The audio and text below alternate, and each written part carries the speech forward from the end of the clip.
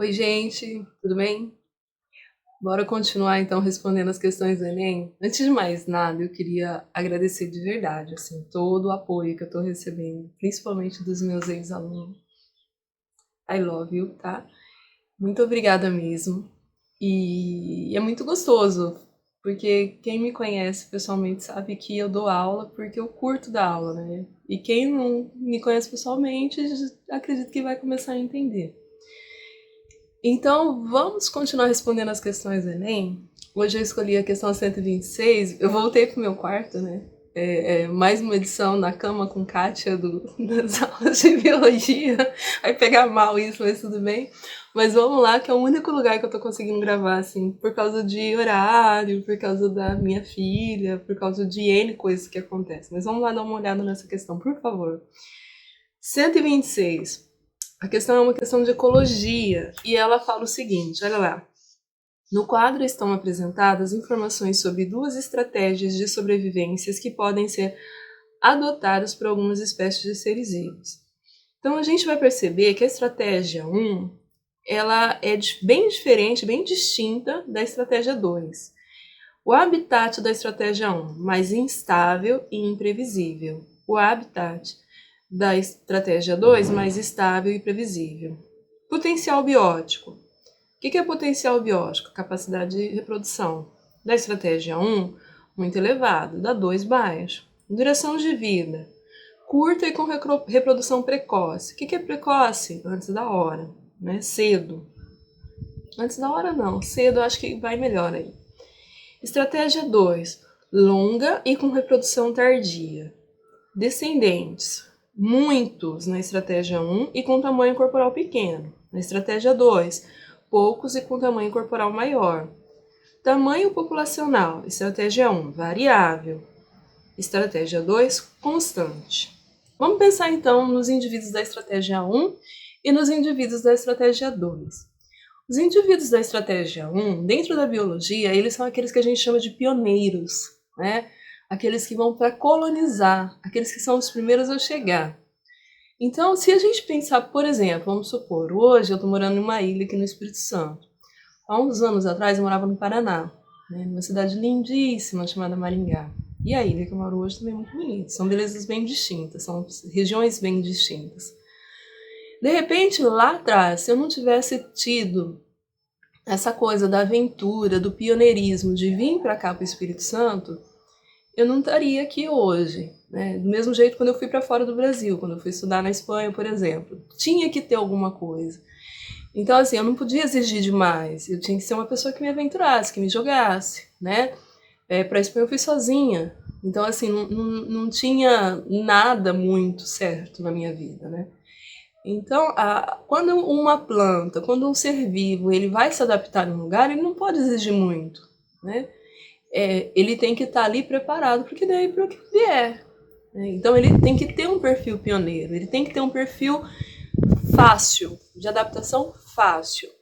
Então se a gente compara, vou colocar a tabela para vocês novamente, se a gente compara os indivíduos da estratégia 1 com os da estratégia 2, dá para sacar que os indivíduos da estratégia 1, eles são muito mais facilmente adaptáveis, eles têm características de pioneiros.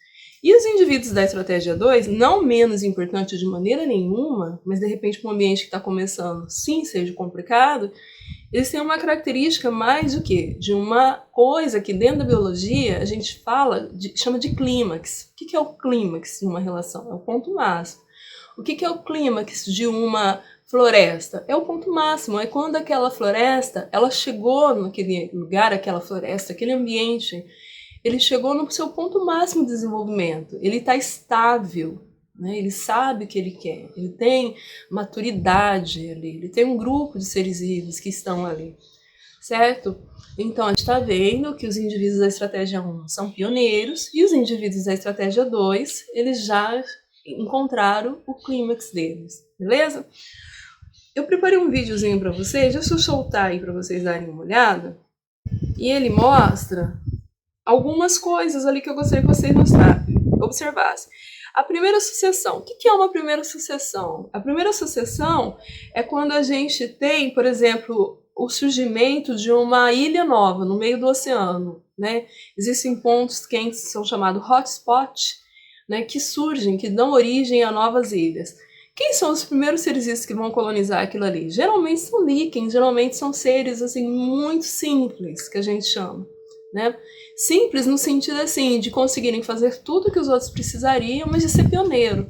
E eles conseguem trabalhar aquela rocha mãe e liberar a substância para que outros consigam sobreviver, até que a gente encontre o clímax de novo daquela região, certo? Então dá pra gente ver isso.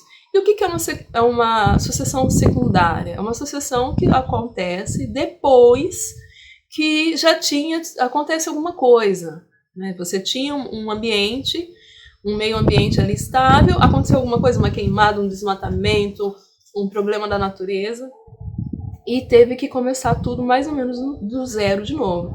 É um pouco diferente, porque daí a rocha mãe já não é mais assim, já foi trabalhada, já tinha origem de outros seres vivos, geralmente às vezes já está perto de outras situações, então é mais fácil a recuperação desse ambiente, certo?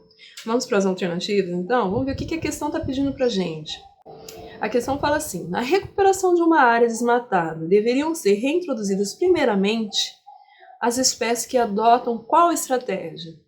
Qual estratégia, então, vai ser nesse ambiente desmatado? A. Estratégia 1, pois essas espécies produzem descendentes pequenos, o que diminui a competição com outras espécies. B. Estratégia 2, pois essas espécies têm uma longa duração da vida, o que favorece a produção de muitos descendentes.